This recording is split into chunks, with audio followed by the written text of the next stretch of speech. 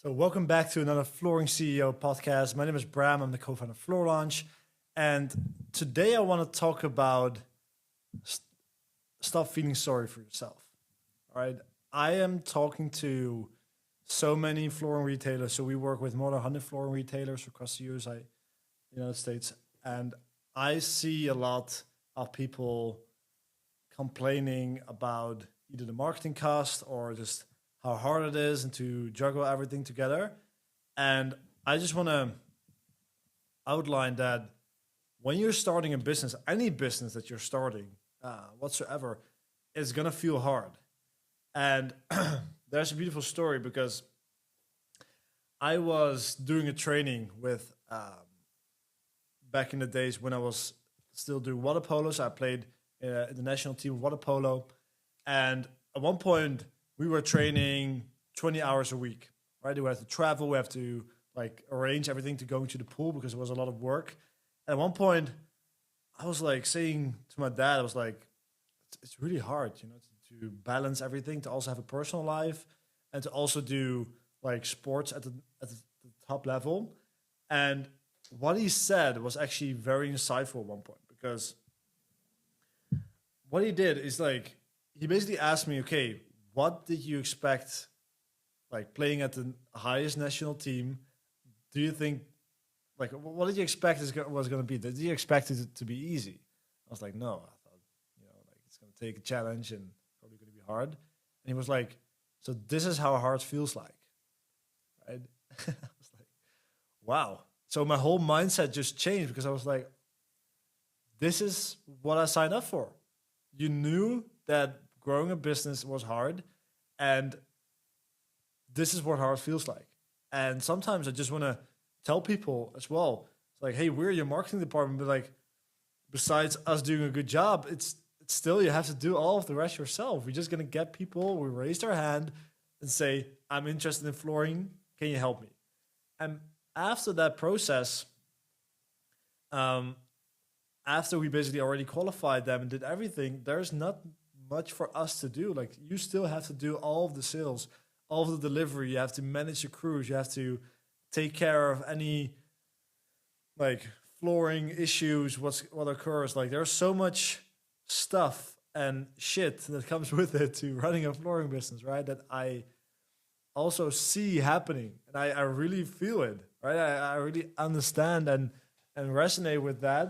But at the same time, I also tell, especially the clients that I'm a little bit more closer with, and that I can like sort of handle it. I was like, this is what hard feels like. This is, if you want to grow the business, we do have to spend more. We do have to be more on top of the leads. Like, we do have to fix all of those issues for you to actually grow. We do have to find the right crews that don't fuck up and actually ask for the review and sign off on all the materials and, like actually show up on time and don't mess anything up.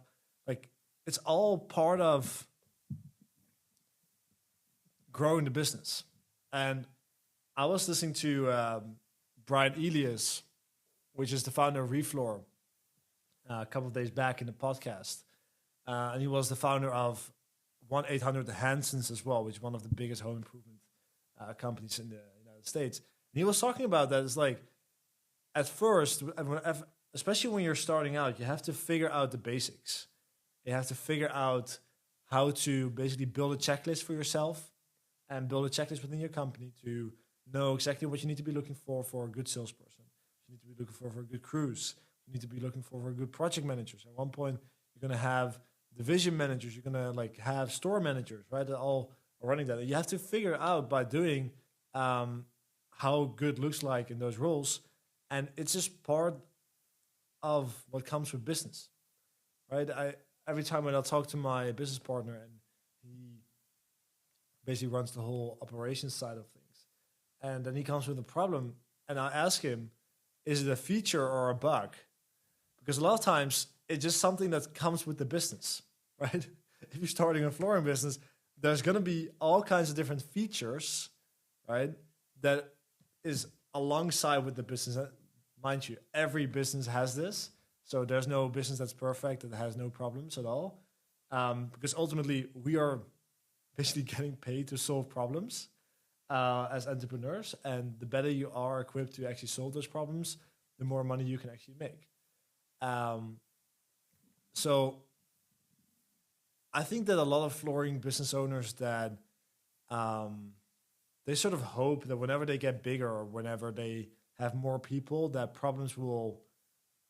basically problems will go away. I think the biggest shift in mindset that you should make is that you just get better problems, and you also get better at solving those as well. And at one point, you just have to realize to be like, okay, I'm at a point that I cannot control everything. I have people working for me. I can let go of control, so other people can also help me build the business. And then from that point, it's all about trying to figure out, okay, which problems are you as the owner equipped of solving best. And a lot of times, that's actually the biggest bottleneck of the business, right? Sometimes that might be marketing, sometimes it might be sales, sometimes it might be delivery. Um, but then, as a founder, you're always trying to delegate everything, and then again go back into your founder role and zoom out. Okay, what's the biggest problem that my business is currently facing?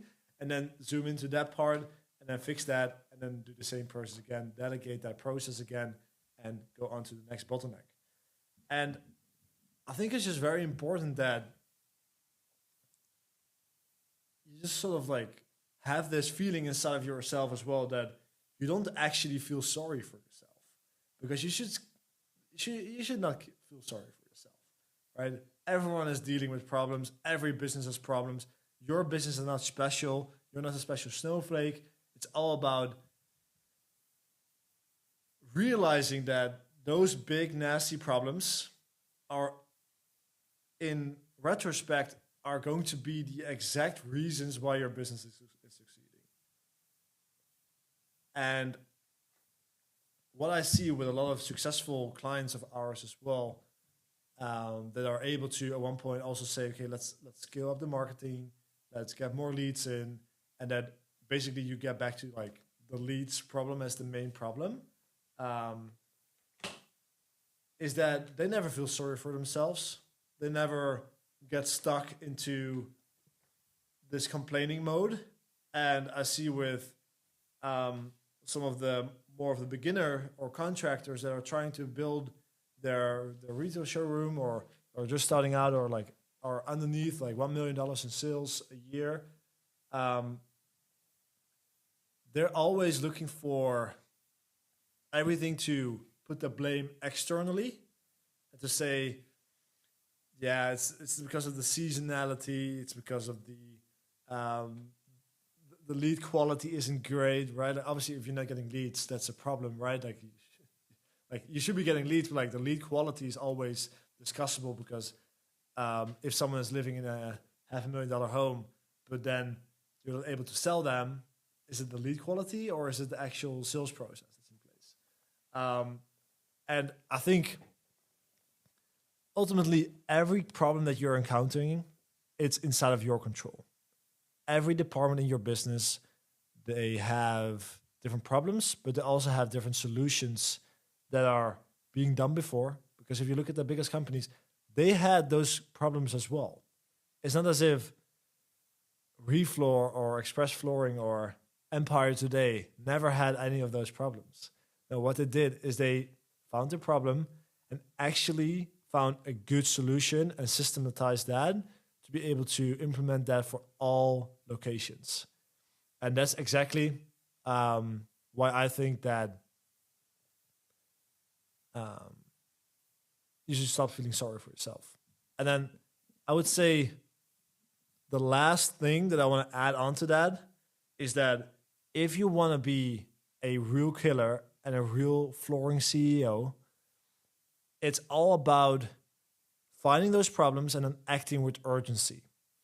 Because urgency is, I would say, one of the big traits that I've seen with all of our successful clients, which are all flooring retailers or shop-at-home companies.